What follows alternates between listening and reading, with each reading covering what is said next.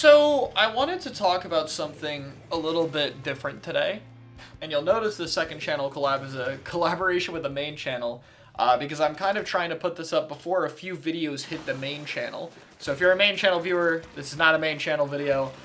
This is just something to get out there. If you don't know about the second channel, I just do unscripted rambles or post stream VODs and stuff on here. Feel free to check it out. I have quite a few in a playlist. But today I want to talk a little bit about what I think of the current state of the game. And the reason I'm doing that, and the reason I'm tagging the main channel, is there will be a few videos coming up before Raiders that talk about the state of the game since the 11.0 patch, and especially the 11.1 patch.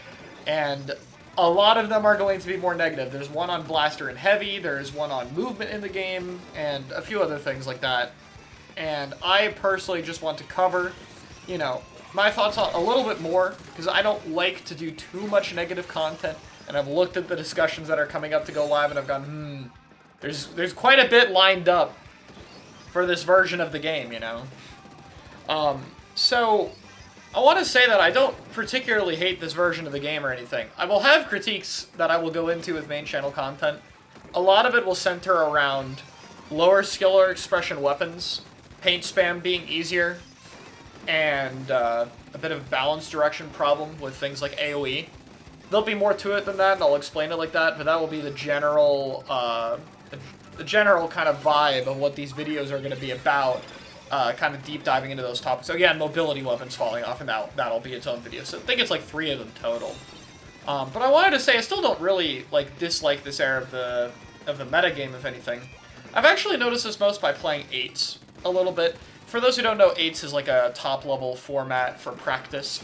Occasionally I'll participate in them, usually I just watch these days, but sometimes I'll play if I'm really feeling like it. And the way it works is usually you'll have like a support shooter, a backline, and 2 midline players. This was really popular around 9.0 or so, back when double midline was meta, because it was super easy to find people for those roles. You get 2 pencil players, you'd have like 2 splashes, and like a blaster, squeezer, bucket, stamper, whatever, you know, for the other 2 slots. And I've felt like this format has dropped off for a while. And I'm not here to debate the drop-off of this format at a top-level server or anything, because it's way more complicated than that, and people talk about way more things besides in-game stuff for that. But I actually think one of the larger reasons is probably in-game as to why it feels worse.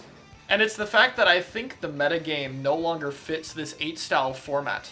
One of the, I guess, downsides of the old metagame is the fact that comps were, for the most part, pretty stagnant. You could run a few things that were a bit different from the standard double midline support shooter pencil, but you were making the game unnecessarily difficult for yourself if you were doing so.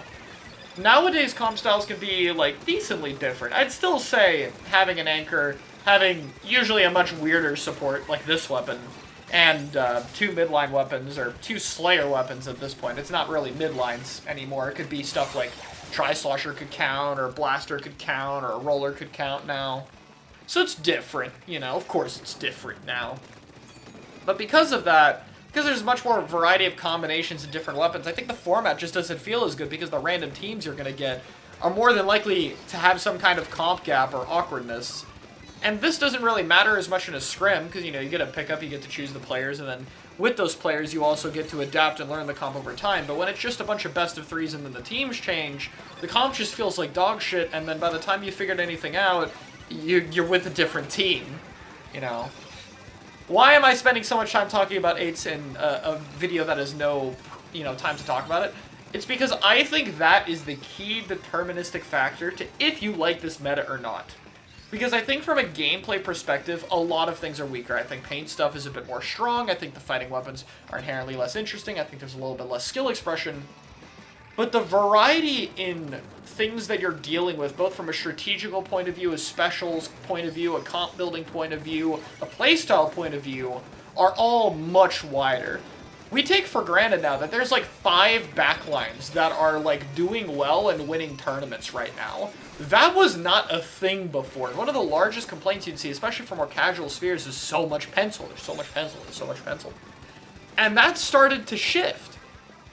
And I think this metagame poses a bit of a question as to, like, what do players prefer? Do you prefer a variety of strategies, even if the strategies aren't, you know, as engaging as the way they used to be? Or do you prefer one refined, engaging gameplay loop?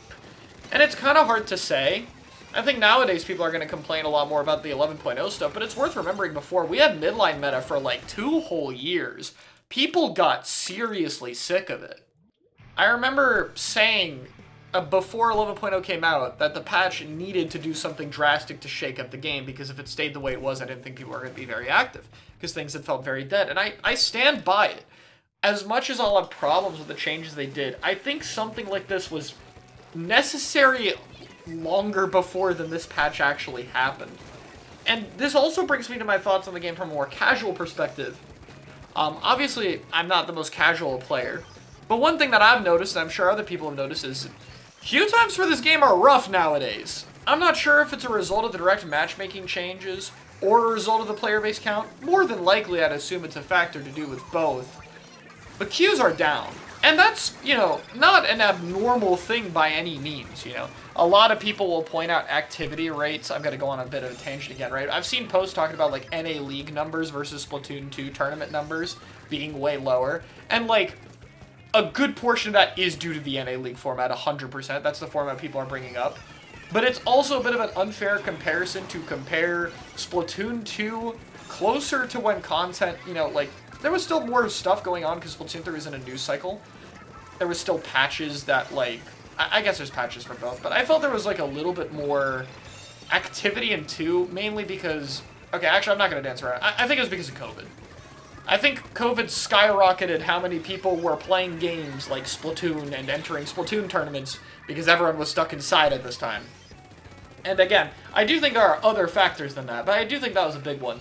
Unfortunately, Splatoon 3 is at the end of its content life, and while we are getting updates, and I do think those help the player base count, I actually don't think outside of third kits it helps that much. I think 11.0 got a lot of good reception from hardcore fans, but without the addition of something like a new weapon kit or a stage, I really think for a lot of the casual player base, it's I don't really care too much. I don't think it drew in that many people, and I think that affects, tournament numbers, let alone a whole league format where people have to enter on a more weekly basis. I think all of them play a factor.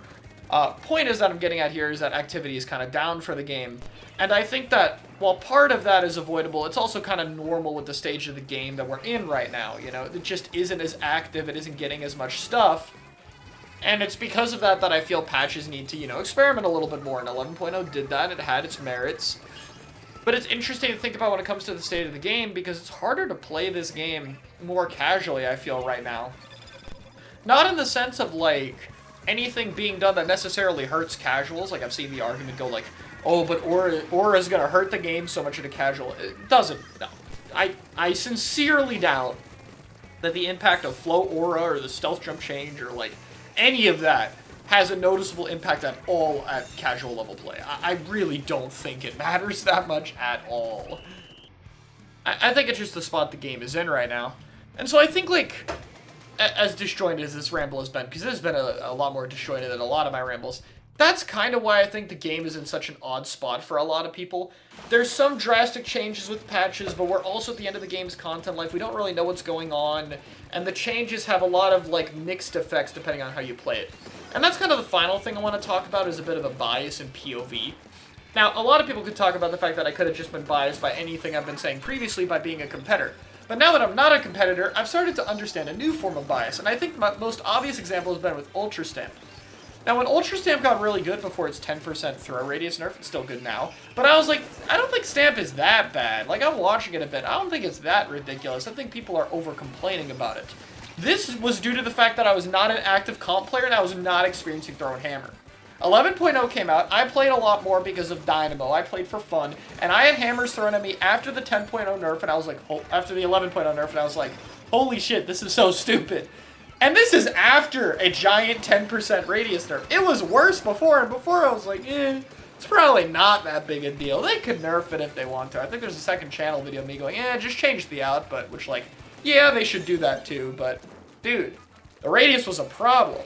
And it makes me think of something like Zuka being really overtuned and seeing some casual players go, it's not that big a deal, just dodge or whatever, right? Back when we had those stupid-ass Zuka debates, right? So it's interesting to have that perspective again where I look at the game's balance, because from an outsider perspective, I kind of am biased for and against it. For example, if there's a playstyle that's new and different, but it's hell to fight, I might not care about that as much. That said, if it looks boring to watch, I might care a lot more. Guess what playstyle I hate the most right now? It's Pen Heavy V-Blaster. I cannot watch Pen Heavy V-Blaster. It's probably not as agonizing to play against as other weapon compositions that are picked right now, but as a viewer, it is awful. I hate watching it so badly. It is terrible to look at for me. I just cannot stay engaged in the sets, even when they are interesting. But yeah, ramble aside, I want to point out that I don't really hate the game. I'm actually kind of enjoying it for the most part. I've had fun the few times I've gotten on. There's a lot of interesting data to look at, and there's still a lot of things to get good at. There are a lot of meta weapons that I think have ended up having more depth to them the more I've gotten used to them. Like VAC 96. VAC 96 seems less overtuned and actually more interesting at how you would balance its playstyles and team compositions these days, and other developments like that that I think are kind of cool. Red Dapples would be another one that I'd give some praise right now, or like a bit of Tri-Stringer, which I don't think is as bad as I initially thought for the game, even if I do have some issues with it after learning a little bit more about the weapon. So, I just want to put this out there that, like, I don't know, my thoughts on the game are very neutral. I think that if I can give the best description of it, it feels unpolished. Midline meta didn't exactly feel the most polished either, but it felt a lot more polished. Even if we were a little bit sick of it, I think the vision for how that was supposed to be played and what weapons were supposed to be good was fairly laid out, and changes to weapons in that meta, like S-Blast, have ended up putting them in, like, you know, very well-balanced positions. And that's kind of the thing we're waiting for right now. The stuff that they've done in 11.0 was a good shakeup, but it's very unpolished, and we can feel that. There are weapons that do things they shouldn't do, there are some weapons that are just way too undertuned, and there's a few things that really just need ironing out when it comes to the mechanics and the changes. And unfortunately, 11.1 really didn't do anything about that. So maybe this will be the time where things are different, or maybe the game will be abandoned for Splatoon Raiders. Really, who knows? But I think that kind of, to me, I hope that explains why I feel, you know, this kind of mixed spot about the game and what's going on. And I hope I was able to bridge a little bit of different perspectives together as to the current spot of everything. Hopefully things get better in the future. But yeah, thank you very much for watching.